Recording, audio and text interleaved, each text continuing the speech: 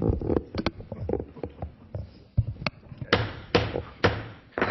going to call our meeting to order here. If you wouldn't mind, please stand. We're going to have our invocation and our Pledge of Allegiance. Dear Father, we ask your guidance this evening as we make decisions that impact our residents. In your name we pray. Amen. Amen. I pledge allegiance to the flag of the United States of America and to the republic for which it stands, one nation, under God, indivisible, with liberty and justice for all.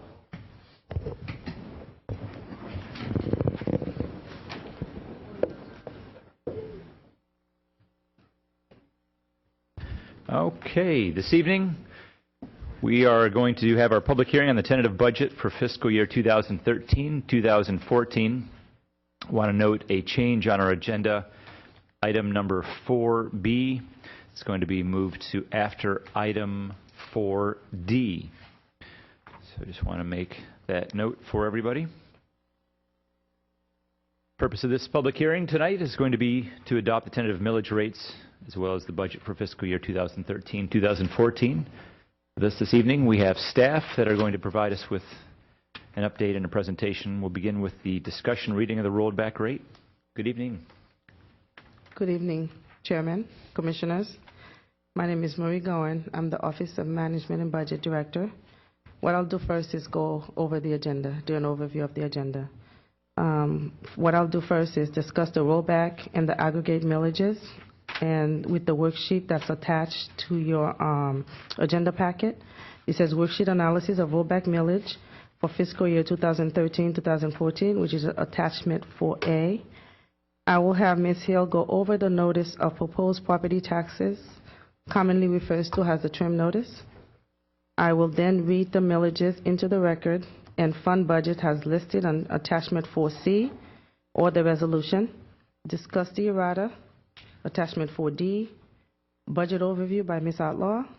The chairman will open and close the public hearing for public comments, board discussion, adopt the millage resolution by roll call, adopt the budget resolution, including the errata by roll call. Any questions so far from the board? As the chairman has stated, this is a public hearing on the tentative budget for St. Lucie County Board of County Commissioners and all its dependent districts for fiscal year 2013-2014. The county's fiscal year starts October 1st and ends in September 30th of each year. This public hearing was publicized in the Notice of Proposed Property Taxes, commonly known as the term notices, and all property owners of the county should have received a term notice from the property appraiser's office. And tonight we have on the counter copies of the agenda packet with attachments and also the citizen's guide. And the budget book, we have a tentative budget book that was put together. It's on the county's website. And the county's website is www.stlucieco.gov. And when you pull the when you're in the website, go to the far right where it says proposed 2013-2014 budget. Click on the blue lettering. It says click here for the detailed look at the proposed budget. And once you go to that page, it's the management and budget web page, and then it has all the past future books. When you click on there, you'll find the agenda and backup, and also the tentative budget for 2013-2014.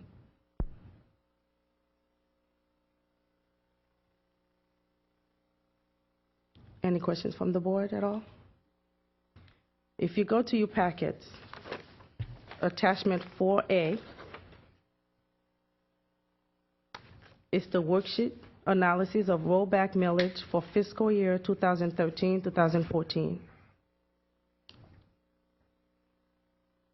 If you look at column A, which is your 2012-2013 millage, which is the current year that we are in right now, and the taxes for it is column B. And then the rollback rate column is column C for 2013-2014. And the rollback taxes is column D for 13-14. For the proposed millage for 13-14 is column E, and F is the proposed taxes. And the rollback rate is the rate that would generate the same amount of property tax revenues as the prior year, less allowances for new construction and other additions and deletions from the tax roll. If you go back to that page and go halfway down in the shaded area on that page, I'll be discussing the aggregate millages. If you look at the 2012-2013 millage, aggregate millage, 8.1006. The taxes was 115.8 million. If you look at column C, if you go to the same shaded area, you rollback rate for 2013-2014, 7.7917, which generate the rollback taxes would have been 16.5 million. And if you go to column E for the 2013-2014 proposed millage, the aggregate millage rate is 8.3224, generate taxes 124.5 million. The aggregate millage increase is 0.2218. The increase over rollback is 0.5307. The percent increase in aggregate millage over rollback, 6.81%.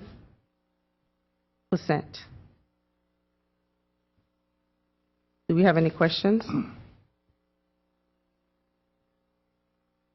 Since we have none, Jennifer, I'll have Jennifer go through the form for the notice of proposed property tax form. That form has changed some. We've had a couple of calls from the public on that form. Jennifer? Good evening. Up on the screen is a sample trim notice. This sample is for a property in the unincorporated St. Lucie County. When you look at the trim notice, you'll see 3 columns with both rates and tax numbers. Column 1 is the taxes and rates from last year. So at the bottom, this is the total property taxes that this property owner would have paid last year. The second column is the rates and taxes if each entity were to levy the rollback rate. And column 3 is the rates and taxes if each entity were to levy the rate that they preliminarily voted on in July. Towards the top part of the trim notice is the taxes that St. Lucie County is levying.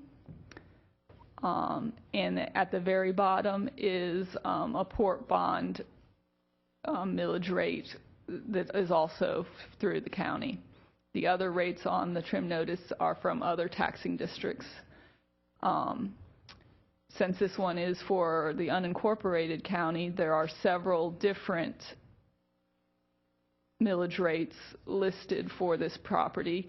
In the event that a property owner is within a city, they would actually see less lines on this section and would see figures listed under municipality for the city taxes. Towards the bottom part of the trim notice is any non-ad valorem assessments that are related to that property. And on the back of the trim notice is information on the property values themselves. Towards the top is the market value of the property for both the last year and the coming year. And just under that is listed the assessed value and any exemptions that go along with that property, which then give the total taxable value for the property. And that taxable value is what's used against the rates on the front of the page to come up with the taxes. Are there any questions? Okay.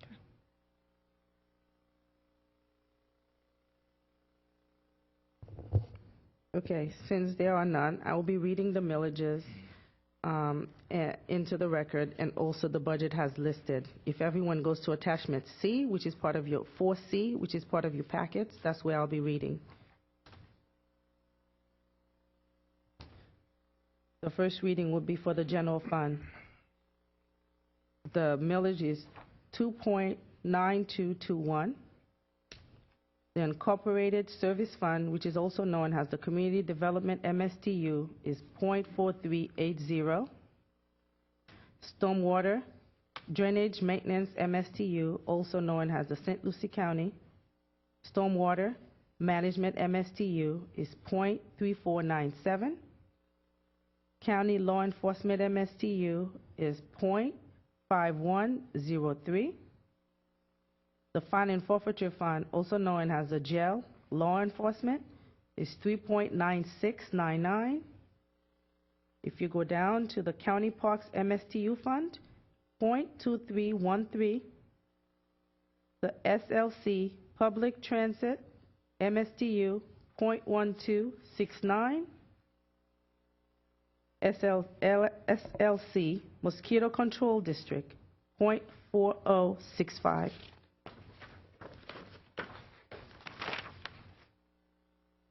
We go to the back of that page, Fund 184, which is SLC Erosion District E, 0.0925. Port INS Fund, St. Lucie County Port Bond, 0.0154. And again, the total budget aggregate millage is 8.3224, and the total budget has listed on the sheet. The total county budget is $498.9 million.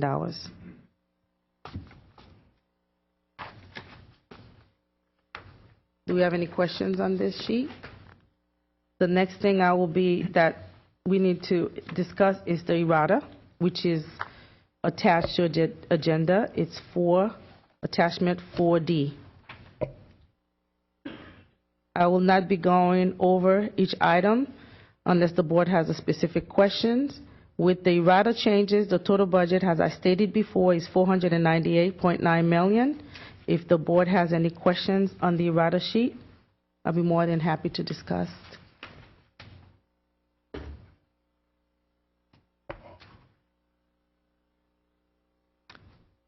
Since we have none, Ms. Outlaw will be doing an overview of the budget for 2013-2014.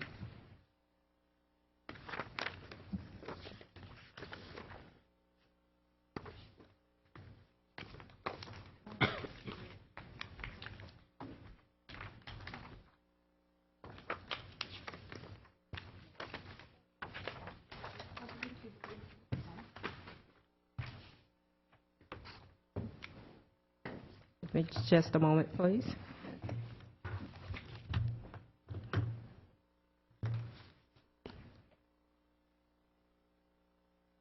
Good afternoon, Mr. Chairman, members of the board. I'm going to do the presentation, the overview of the budget from here, as opposed to the seat that I normally take.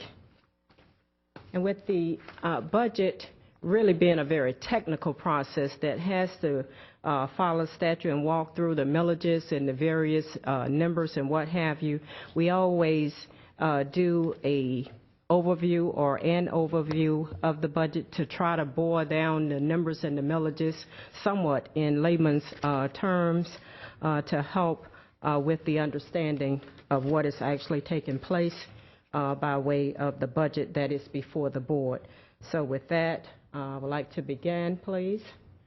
As has already been indicated, Before you tonight is the FY14 tentative budget, which begins October 1st of 13, and that carries over until September 30th of 14, which is your fiscal year 14. Just an overview of what is in the budget. The budget is balanced, as is required by Florida statute, and this is the overall budget, but when we boil down to the operating budget, it is balanced as well. From a big picture standpoint, by way of the revenues, it's balanced between the incoming revenues, which represents about 53%, and then with fund balance or reserves or one-time dollars, as you will hear those terms from time to time used synonymously, that's about 47% of the revenues of the overall budget. Just in terms of the revenue side, this is the first budget that this board will consider that actually has property tax revenue increases in it relative to increases in value since fiscal year FY08. FY08 was the last year that we actually experienced an increase in values. As the board will recall, starting in fiscal year 09, the economy started going south, and we began to see the steep drops in values, starting with about 15.65%. That drop peaked in FY10 with about 20.85%, and then it continued to drop until we got to this year, which the drop was about 1.76%, and it has now tapered off. So we have finally hit that bottom that we have all been hoping that we would get to, and I think that's on a national scale rather than just here locally. But with the values increases by way of the final certification from the property appraiser at a county-wide level, that's about 4.66% increase in the values, and then in unincorporated county, about an 8.66% increase in the values. And the property appraiser did note to the board when he came before you at your strategic planning meeting that the increases in values that we are experiencing had to do primarily with FP&L's $700 million investment in the plant. If you were to take that out in terms of the real property, the values pretty much stayed flat. All of the other revenue sources before you tonight in your budget remain relatively flat. As the board is aware, the county's budget is comprised of a myriad of revenue sources, and of course tax revenue continues to be the largest source of revenue. By way of the appropriations or the expenses in the budget before you tonight, they were actually built at the actual expenditure level in FY12, and then we had to include the increases that you're seeing beginning to come back into the budget incrementally. I think we have held the line on increases out of sheer necessity, given that you had the economy and tax revenue and all other revenue sources going down. We have held increases in the budget to the extent that we could, but we're now beyond the point where we can continue to hold that line. So you're seeing increases come back in by category. We have some mandatory increases from the Florida retirement system that is out of the board's control. You have to do that. Based on the meetings that we have had with the board and the various constitutionals, we made a commitment to do a cost of living adjustment this year. You have some contractual obligations in your tentative budget on the side of the sheriff's office that is coming back online in 14. We also have some operational demands on the board side of the budget that will come online in 14, and I'll go through those in a little more detail later on. Part of your budget before you tonight provides funding to address a portion of the long-term deferred facility maintenance that I've just alluded to, and replacement of equipment that has reached its useful life. To that extent, rather than increasing the operating budget, the fund balance or reserves are being used for operating gap as well as the one-time capital needs that we're now having to fund. And then we also have a millage increase proposed in your tentative budget for the mosquito control district. And the rationale for proposing that millage increase is to balance the district's operating expenses as well as to increase the district's reserves. So we're trying to accomplish a twofold mission there. All of the other millages within your tentative budget remains the same. There are about 10 millages that Mrs. Gowen just walked through. Of the 10, you have 9 that is proposed to increase, and then the other, you have 1, excuse me, I heard that error. We have 1 that is proposed to increase, and that is the district. The other 9 are remaining flat. Just by listing, you have the erosion flat. Your fine and forfeiture and general fund millages are what fund your operating budget. Those are proposed to remain flat, as well as the 5 MSTUs, and we have broken those down here. And then there is a small millage for the voted debt related to the port. So all 9 are proposed to remain flat.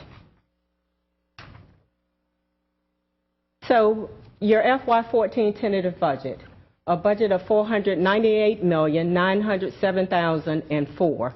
Now, I would like to walk the board through how we actually got up to that number, in that just about a month or so ago, we were before you in your budget reviews, and at that time, you were presented a recommended budget of $491 million plus. After the board's budget reviews, as part of your discussion, you adjusted down what was recommended on the fund balance side, made an adjustment down or a reduction of about $1.9 million in 3 areas. One was the Economic Development Council.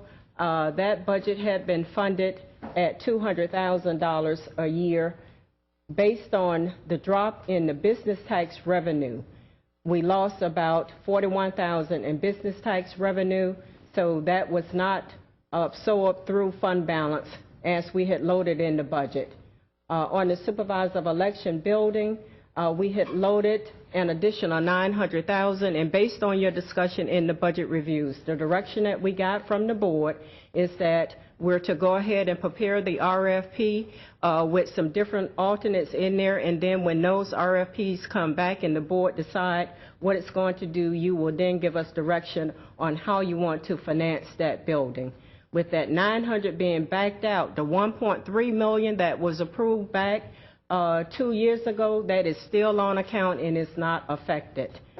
For the research park, we had the $1 million out of fund balance in the recommended budget in anticipation of applying to the Economic Development Administration for that grant. Based on the direction from the board, you all are going to have a discussion on that at the joint meeting this month.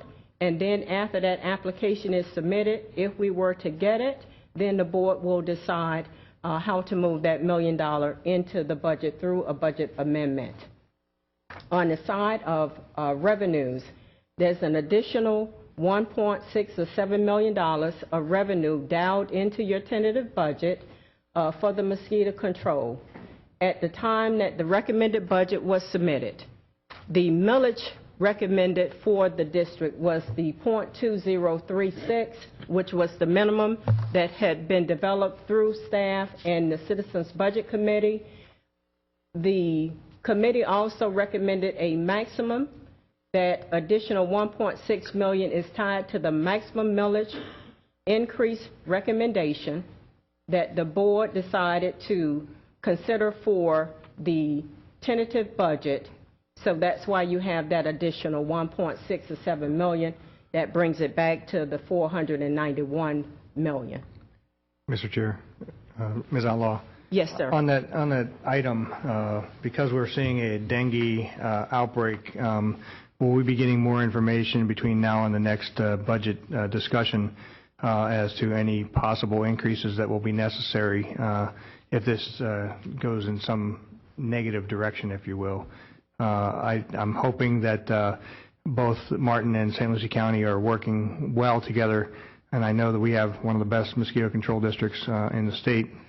But if it should get out of hand and become epidemic-wide or something to that effect, are we prepared to have some other discussion between now and the next hearing on this in case we have to increase that? By statute, and Mrs. Gowen or Mrs. Hill can correct me if I state this incorrectly, but by statute, I don't believe you are allowed to increase the millage at this point. I think you're only allowed to decrease it. Once it's set on the trim, you cannot, by statute, then increase it. You cannot increase it. You can increase it. The only way you can increase it, the notices would have to go back out to the property owners again, first class. You would have to pay for it, and then it would have to be between, I think, 13 or 15 days prior to the final hearing. I guess the reason why I'm raising the question is to, again, affirm to the community that, yes, we have maxed out, which is probably one of the reasons why the Budget Committee indicated let's go for the highest number, and then we'll revert down. But alongside that, on the budget question, we can always revert to reserves if necessary, additional reserves to adjust the budget at a later date and amend it.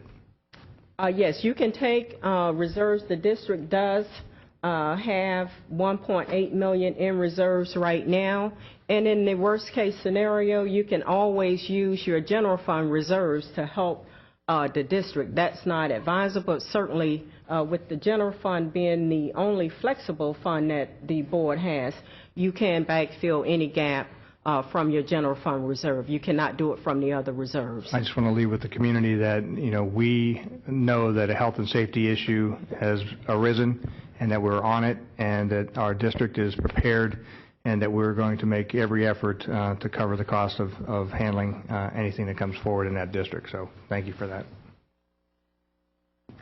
If there are no other questions, I'll proceed. And feel free to interject and ask questions. I know these are a lot of numbers, and I will try to slow down and walk through it in as much detail as I need to and answer any questions that the board has throughout the presentation. So the last component of that $498 million has to do with the 7.8 or 7.9 million from the errata changes that we just walked through. And while they are detailed in the attachment by category, you have a small, relatively small amount of $4,000 that relates to carryover purchase orders that departments still have that will go into FY14. We have about $6.3 million in capital grants and some programmatic grants as well, and then $1.5 million. Most of that is on the health insurance side that is coming over, and a small portion relates to matching funds. So with those changes, that is how the board gets to the $498,907,004 tentative budget that is before you tonight. So if we would look at the tentative budget by percentages, here's what it looks like. On the fund balance side, about 47% represents the revenue in fund balance. The property tax revenue represents about 24%. And then the non-property tax, which is a host of other revenues, such as your impact fees, the utility fees, you got the landfill assessments, all of the other revenues that come into the county, represents about 29% of the overall revenues for your tentative budget. So if we look at the tentative budget on the numbers, in terms of the property taxes, about $118.5 million. The non-property taxes, which is that 29%, is about $144.3 million.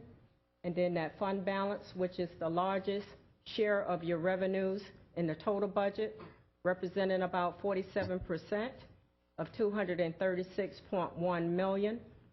And I would like to just go through a breakdown of that $236 million, because that's a huge number when you talk about having that much on reserves. And given that we always have to focus on the operating budget, it always begs the question of why the county talks about having a financial problem when they have $236 million sitting in the bank or in the saving account. It's important to note that of that $236 million in reserves, here's how it breaks down by category. 32%, or $75 million of that, is in the general fund and fine and forfeiture budget, your operating budget. The lion's share of that $236 million, 68%, $161.4 million, is for legally restricted uses, all of the other funds within the county. You cannot use any of that $161 million for your operating budget. And if you look at that $75 million rounded for the general fund, most of that cannot be used for the operating budget. That's where you have the emergency reserves, you have your contingencies in that, you have the budget stabilization money in that, which is about $29 million to help backfill future gaps. So in terms of what is going to be used for the operating budget, it would be $29 million of that $75 million. So it is a much, much smaller portion of that $236 million that the board has to actually use for future budget gaps in the operating budget. So again, by components, you have that $118.5 million. And then for the countywide, that is where the general fund and fine and forfeiture millage is wrapped up into the countywide. Something got out. Oh, let me go back. Excuse me for just a moment. Don't want to confuse myself. The countywide also includes the mosquito control, and we just talked about the proposed millage rate increase. But I want to walk the board through why the staff and the Citizen Budget Committee felt compelled to recommend a millage increase for the district. If you look at the district just by way of a financial snapshot, it is a $3.5 million public safety, public health and safety oriented operation. Right now, based on the current millage rate of .2036, it has about a $2.9 million revenue stream, which actually drops to about $2.8 million for next year, and then $2.7 million when you budget at the 95%. So in summary, you have a $3.5 million operation with a $2.9 million revenue stream, and therein lies the crux of the issue. You have a variance or a gap between your expenses and the revenues of about $650,000 by way of the reserves or the saving account for the district. That is where you have the $1.8 million. Under the policy that the board set for all of the other major funds, it was a $2 million threshold, so the district reserve is just slightly under that $2 million threshold. So again, looking at what the board decided to do by way of the trim notice, the board went with the maximum millage that was recommended by the staff and the Citizens Budget Committee of .2029. That would take the district's millage from the .2036 to .4065, and for a home valued at $100,000 after exemptions, it would be an additional tax increase of $20.29 on an annual basis. By way of what it would do for additional revenue into the district, it would add $5.7 million of additional revenue, and with the two-pronged mission that we were trying to accomplish, it would bring the district operating budget into balance. So we would have $3.5 million in operating expenses, $3.5 million to cover those expenses, and then it would take the district's reserve from the $1.8 million to $4 million. And I think that's pretty much, it's closer to about $4.3 million in reserves that it would add to the district's budget. And that is if the board were to leave it at that level, knowing that you do have that discretion to lower that. So the next component, again, the non-property tax revenue of $144 million, and then the fund balance, again, at $236 million, again, broken out by category, what you have in your general fund and fine and forfeiture, and then all of the other being the lion's share of $161 million. Mr. Chairman, Ms. Outlaw, Yes, going sir. back to the mosquito control again, you know, we had this conversation in the workshop, and there are a number of people who were there to listen to that, and the Citizens Budget Committee and so on. But the reason why we are here is because of the Hurricane Sandy, in which major damages occurred to the mosquito impoundments and some of the areas that we're responsible for in that area, in that department, and significant fund balance that would have been there had to be used in emergency purposes and did not qualify for FEMA reimbursement. Is that accurate? That is, Commissioner Zadowski, thank you for bringing that up. What we had to happen, it was actually Superstorm Sandy, and I know you like to say Faye, but it was Superstorm Sandy that caused a $1.2 million impact to the reserves. And because it was not a federally declared emergency here within our state, we were not in a position to submit a reimbursement request to the state onto FEMA, so the county or the board had to bear that total expense. So it brought the district's reserves down to the 1.83 level by having to use 1.2 million with no way of getting reimbursed. And we were warned about this several years ago, and it unfortunately came to fruition. And we are still in the most active part of our hurricane season. You know, in September is where we've seen most of our severe hurricanes. So moving forward, I think it's a prudent move to, and thank you to the Citizens Budget Committee for thinking ahead and helping us protect any future severe damages and being able to rebuild if necessary. So thank you.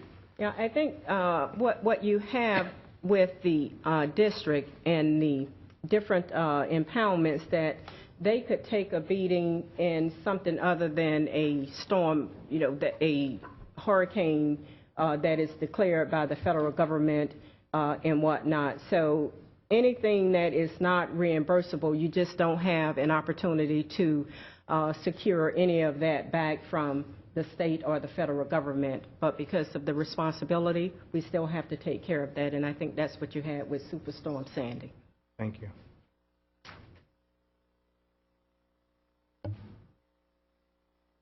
I'll move on. That's just a recap of the revenue components of the FY14 tentative budget.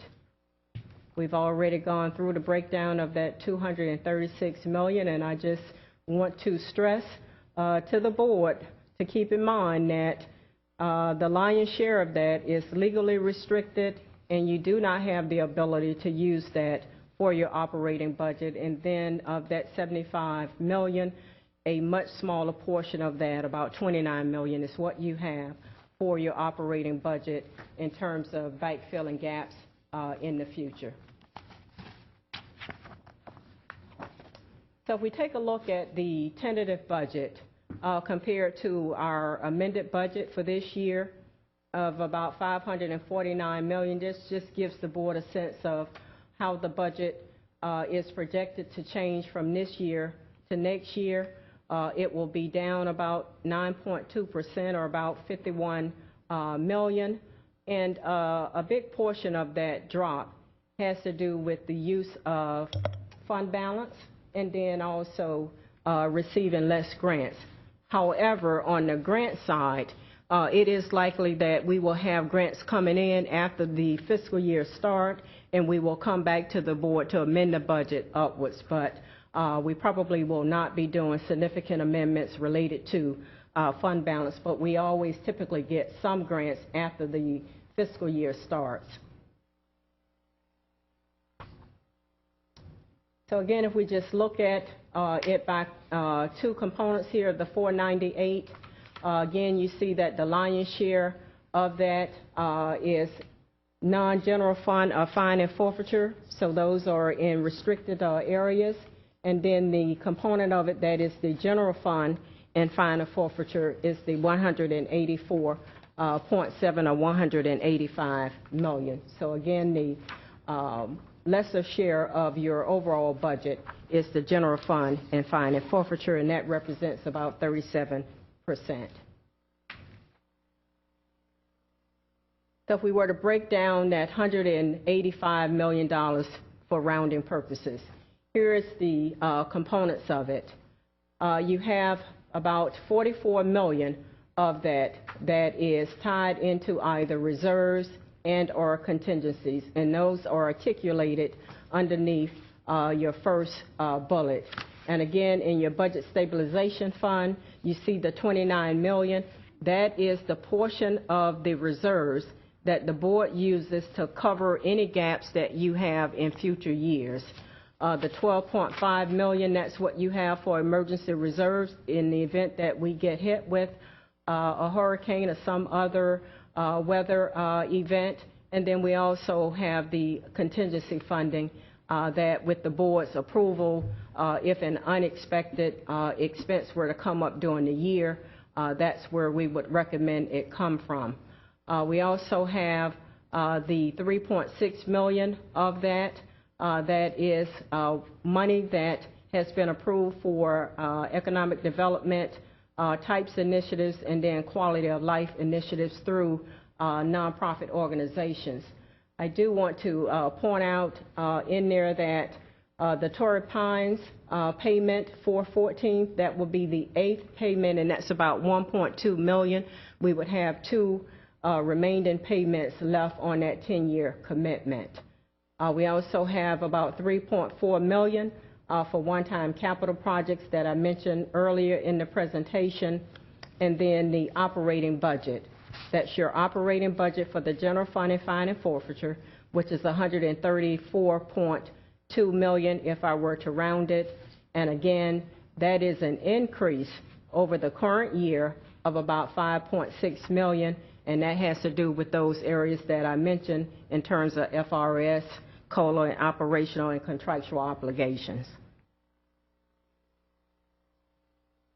So again, if we take your operating budget and break it down into components, it has $15 million of operating fund balance, and that would have come from your budget stabilization fund. And then for income and revenues into 14, we have $119 million that comprises your operating budget of 134. So if you were to look at that by percentages, just looking at the numbers, you can see that the lion's share of your operating budget is on your income and revenues. You still have a portion that you're closing a gap of from the operating fund balance of the $15.2 million. And I want to just spend a little time explaining this to the board, because when you're looking at numbers, it's easy to get them confused. I started out the presentation by looking at the total of the tax revenue that we have coming in for 14, and that's that $118.5 million figure. And then when you jump to the operating budget, you have $119 million. That $119 million is comprised of 97 of it comes from the tax revenue. Not all of your tax revenue go into the operating budget. So you have 97 million of that goes into the operating side. And then we have other sources of revenue that goes into your operating budget, such as the state shared revenue, your half-cent sales tax, franchise fees, and a host of other revenues that go into your operating budget. So it is not a incorrect number when you're looking at the operating revenue exceeding what you're bringing in taxes, because it's being complemented by other sources of revenues to the tune of $21 million. So if you look at it by the different sources and what they represent. You got 11% of your operating budget funded by reserves or fund balance. You have the lion's share of it being funded out of property tax revenue, 73%, which is that 97 or 98 million if I were to round it. And then you have the remainder of the revenue sources that I articulated being 21 million, which represents 16% of your operating budget. Highlights for your tentative budget that is before you. You have with your state agencies altogether about a 200 plus increase for between the judicial agencies, your medical examiner, and that had to do with the court technology, filing requirements, and then fees and rent that they actually paid to the board.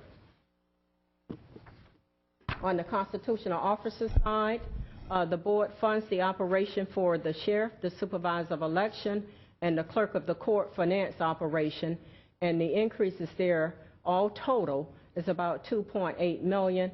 And again, those are the various categories in terms of FRS at 3% COLA, and then the contractual obligations.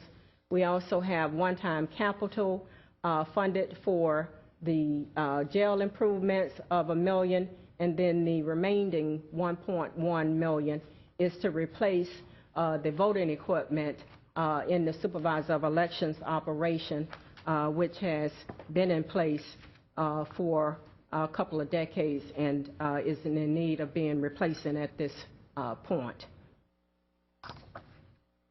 On the board side, in terms of the operating increases, about 2.9 million, and again, that has to do with the FRS mandate, the 3% COLA, and then we have operational and staffing demands.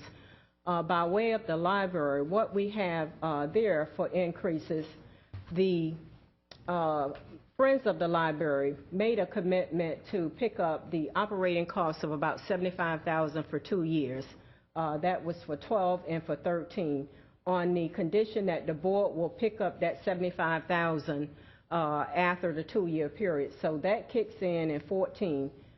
With the airport, we're looking at the subsidy there to the operations, and then in the criminal justice area, we have 2 new positions that are recommended. The criminal justice actually offset expenses with revenues that they bring in from the drug lab. In terms of one-time capital on the board side, about 1.2 million through strategic planning, and at your first budget workshop held in August, we walked through the phone system replacement proposal that was supported by the board, as well as beginning the phasing in of replacement of the county vehicles. That's wrapped up in that number, and then we have a scanner that needs to be replaced at the courthouse. And as we see the rains coming in, the drainage problem that we have here at the complex continues to be problematic, and we're looking at rectifying that drainage problem. So by way of a recap, your tentative budget before you is a $498,907,004 budget. It has those 2 major components of the 314 million, which is non-general fund, and then on the general fund side, 185 million. We have, in terms of the 184, we have 134 million of that is the operating budget. And then if you were to break that down, these are the numbers that you have just walked through: the 97 million in tax revenue, 21 million in state revenue, 15 million in fund balance. So by way of conclusion, Mr. Chairman, I saw you nod, and I'm getting there. By way of conclusion, your FY14 tentative budget is balanced. However, I want to note that it continues to reflect a reliance on the use of fund balance. The budget represents increased tax revenue due to the increase in property values, as well as the recommended millage increase for the district, which the board will have some discussion about that. It also represents a trend of increased operating expenses, again due to the increases in the FRS, the 3% COLA, the operational and staffing demands. It also reflects the funding of the one-time capital that we have deferred for many years and are no longer in a position to continue to defer it. And last but not least, it maintains the existing service levels and all of the staffing levels that the board has in place, as well as all of the agencies that the board funds. And with that, I will be happy to take any questions, or if we need to go back through anything. And then if not, I will also be happy to take my seat.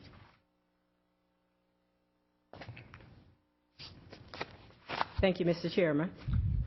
Thank you. With that, we're going to turn to general public comment. We will open this for public discussion. And actually, I want to make sure that I am following this correctly, because it's not as clear on our agenda as it was, Ms. Gowan, with what you presented in your presentation. So I want to make sure that we're following this clearly as it relates to item E versus item F.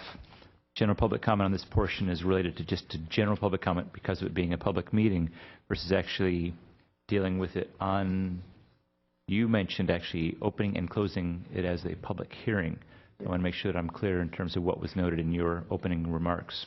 Yes, the public comment is for opening the public hearing. You need to open the public hearing. So your public hearing versus public comment, because Public that's why I want to hearing. make sure we're clear in terms of the agenda and the items as we follow forward with these two resolutions that need to be provided. Public hearing. Okay, public hearing versus public comment. So, all right, we're opening this as public hearing at this time. Anyone wishing to address the board, please feel free to do so at this time. Seeing no movement, we will close the public hearing, return to the board, board discussion on the millage rates and the budget. Mr. Chairman, I move staff recommendation. I will second for just a moment of discussion, and this is mostly to put it on the record why I'm going to be voting in favor of this millage increase due to the mosquito control. As I said during our budget discussions, but again, not for the benefit of the public, this is one of the I think it's really the only department under the county that deals with nothing but public safety and health. And with the issues that we have experienced in the past, with the issues that we are now looming out there right now, this is one I do not feel that we have the ability to not bring those revenues up to cover what the expenses are becoming.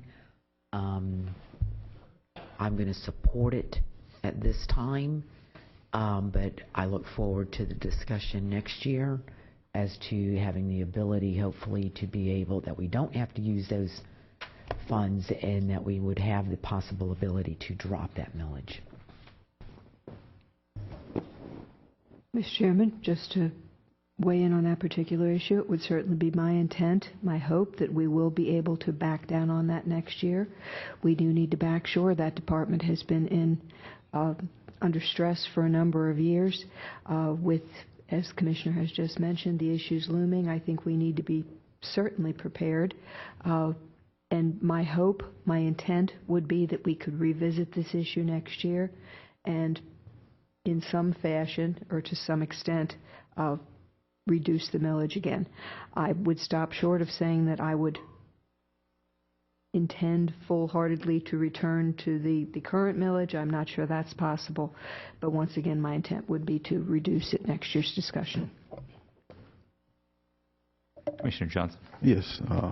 Thank you, Mr. Chair. With that said, I look at the situation with the mosquito district as a health issue first. And any time that we could spend a small amount to combat any particular health issues up front, I'm actually for it. Also, having to use monies previously, depending on federal funds and FEMA funds that could have assisted that we were not able to get, We have to take responsibility for what happens in the county first and foremost. And as a result of that, we had to make a decision that would allow us and position us to have reserves just in case something else happened. So this is something that I am supporting and something that I'll encourage and also look forward to revisiting next year or year by year, considering the fact that we are responsible and we will do what we need at that time to serve and protect our county. Mr. Chairman, I made my comments earlier on whenever the presentations were being made, but also to also chime in on some of the comments by my colleagues. I think it's important that we understand that millage rates can rise and fall depending on the assessed values. That's what we do each and every year, is look at the overall picture. The equation isn't about if you raise millage rates that it's always a tax increase. If you lower, it's not always a tax reduction.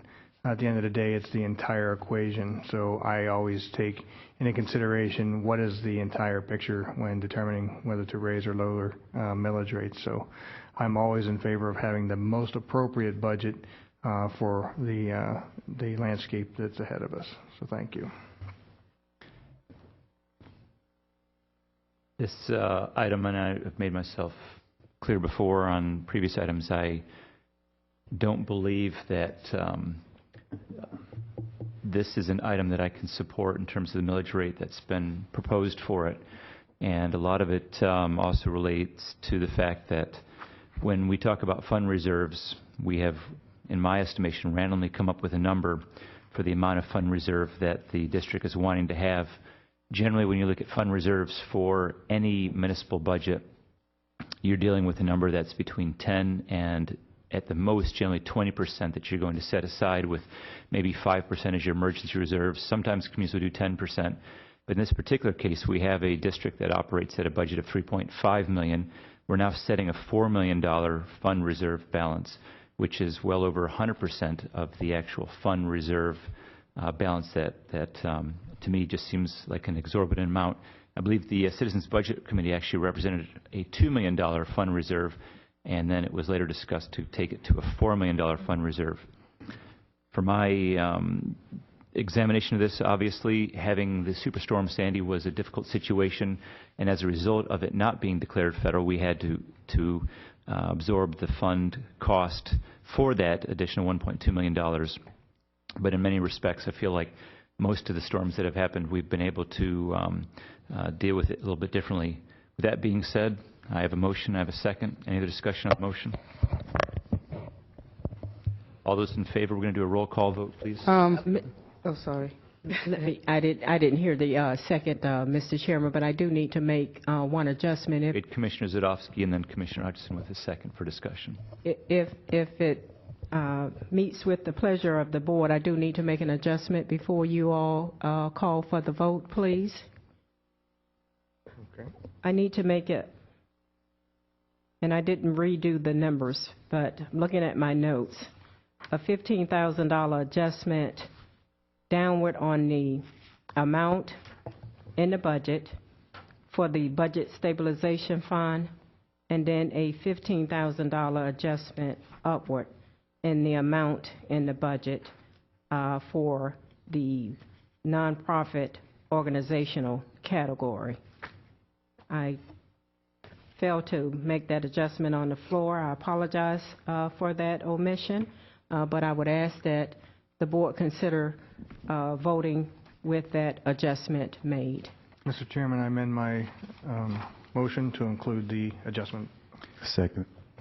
Actually, it's be Commissioner Hutchison as the second. Yes, ma'am. I'd like to make a comment. Excuse me. I would like, if the board may, please, when you do the motion, just make sure that you say the tentative millage, because I just want to make sure that the millage is approved prior to the budget, so it's not confused. Yeah, this is So the motion should be for the millage, the Right tentative now, the millage. motion on the floor is correct. for the This is what millage. the motion is. I'll for. just Right. read Board it G. into the record. Okay. My motion is staff recommendation, Board of County Commissioners approve the resolution adopting the FY 2013-2014 tentative millage rates As amended by staff. as amended by staff. Thank you. I'm sorry. And we have a motion, and we have a second. That's The millage rates themselves, I'm sorry. but Commissioner Hutchinson, did we have a motion? I need to hear what she's going to say before. The millage rates are not being amended by staff. The budget, which is going to be the next item on the agenda, is what that amendment relates to. So the millage rates that are presented are not being amended. Okay. Okay. So what's on the floor It right was now? right the first time. You were, and I'm You were, except you don't want to add the part, you don't want to add anything about the change in the budget, because this vote is just strictly about the millage rates. The next vote is about the budgets. Okay. Okay. I have a motion. Mr. Chair, just so I can get clarification here, what we're being asked to do at this point is to either to do resolution, which you don't have it numbered on here, which I'm sitting here going, where's the numbers to the resolution? Basically, it's the attachment 4G, which is the budget. And, No. I'm sorry, which is the tentative millage. Right. Resolution 4G. number 2013-169. That's the 4G. item number. Correct. Okay. 4G. Which is 4G, correct. Correct. I don't know where you got that number from, because I can't. It's on the at top the of top page of 40. your, at the very Oh, top. okay, I'm sorry, I apologize.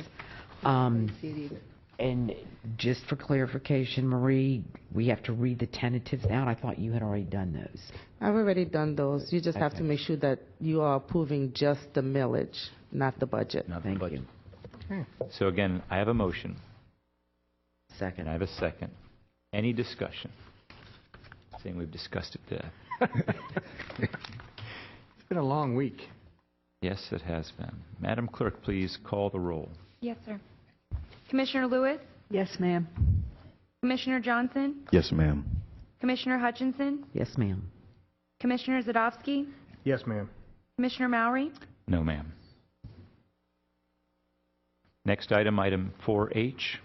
This would be the resolution looking for a motion to approve fiscal year 2013-2014 tentative budget, including the errata and the substantive changes along with those made by staff this evening. Need to open a public hearing on this separately. No, we already held the public hearing. For clarification, do we need to open up public hearing on this as a separate item? No, you already did Thank the you. public hearing. So there was a motion on the floor for this. No. No, No. this is, Okay. I'm looking for a motion Okay. for this item. Mr. Chairman, motion to approve staff recommendation to approve Resolution 2013-170 I have a motion. as amended by staff. I have a motion. Is there a second? Second. It's been motioned and seconded. Any discussion? Madam Clerk, please call the roll. yes, sir. Commissioner Hutchinson, Yes, ma'am. Commissioner Johnson, Yes, ma'am. Commissioner Zadowski, Yes, ma'am. Commissioner Lewis, Yes, ma'am. Commissioner Mowry, Yes, ma'am. Okay, that brings us to the end of our regular agenda. Any other items, staff, that we have to add for the good of the order? Mr. Chairman, members of the board, I would like to express my thanks for the board for the process that you all engaged in this year with the strategic planning, which actually rolled into the development of the budget, and as well as to thank all of the members of the staff that worked on putting the budget together, and to recognize the deputy county administrator whom came on board in February at the start of the budget process, and unbeknownst to him, he got tasked with actually handling the budget reviews, and I did not sit in on budget reviews this year. I actually had a one-on-one budget review with Mr. Benkowski, and then budget reviews with him and the OMB director and the budget manager, so it was a different process, but I felt it was important for him to get his arms around the budget from the ground up, and for me to not be in the budget reviews overshadowing that experience. I also would like to thank the constitutional officers who work with us and the state agencies, as well as, and I'm going to say the boards of the county's Citizens Budget Committee. I had taken personal ownership of them, but they belong to all of us. And so it has been a collaborative effort, and I just want to deeply thank the board and all of those who helped put this budget together. Thank you very much. Thank you. It's been a good process. Things seem to have things flowed fairly smoothly through this process, unlike my tongue tonight. And I do have to say thank you as well to that. Mr. Benkovsky, you've been dynamic. Appreciate your eye and your attention to detail that you provided this year. It's been very, very helpful in that process. So appreciate that. Appreciate Ms. Walker for joining us this evening. Appreciate your help and assistance. Any other comments that we have from staff or the commission tonight? Mr. Chairman, I want to express my gratitude and thanks to everyone who's been involved from all the departments, from Ms. Outlaw all the way on down. It was a true partnership to get here. It was not easy, I am sure, behind the closed doors and the discussions that took place back there amongst the department's needs and their wants, and trying to separate all that out. It showed. I think that's one of the reasons why the budget, whether it was the workshops or the individual meetings that we had, or the one-on-ones, all the way throughout, it has truly been a very smooth process, and I greatly appreciate that. And just as a special thank to Ms. Outlaw, I really appreciate the time that you take, not only for the board, but mostly for the public in your explanation and breakdown of the budget. I think that has been imperative to bring the public, to have them understand what sometimes can be extremely confusing when you're only looking at it when those notices come out. So I thank you for that effort. Thank you, Commissioner Hutchison. Just as a note, we will be having the final budget public hearing on Thursday, September 19th, and that will be at 6 p.m. So that will be coming up. And to finish, or to add on to your comment regarding Ms. Outlaw, I noticed that you were able to present tonight, and every time you came to an acronym, you managed to actually carry out what that was. So I appreciate your thoughtfulness on that, because when you mentioned, for example, FRS, a lot of people see that slide and don't know what FRS is. So Florida Retirement System, or the COLA, whatever it was. So thank you for your help in that. With that, do we have a motion to adjourn? I just want to switch gears real quick, only because I If it's failed. not a thank you, shush. No. It is a thank you. It is a thank you. Staff understands that I appreciate them greatly. But I did omit the other night my thanks and gratitude for a number of sponsors who helped in the Raccoon Island cleanup and tree planting, and that being Walmart Distribution Center, April Price, and Marine Industries, Coastline Insurance, Dockside Inn, and the On the Edge restaurant, and Chop Ledge, who ferried all the volunteers out there, and then Aztec Graphics, and of course my executive aide, Allie, who worked really hard. Thank you very much. I'd like to make a last statement. Just want to continue to encourage people, fight hunger. Courtesy of Treasure Coast Food Bank, we are wearing orange ties again tonight, and some people in the audience as well. And along with that, In the Image of Christ and also Harvest Foods. These are some, along with the Treasure Coast Food Bank, are some of the places that are giving out food to the needy in our communities. And we want to encourage you to fight hunger by assisting these organizations in doing so. Thank you for your comments on that. It was great. With that, is there a motion to adjourn? Motion to adjourn. We are adjourned.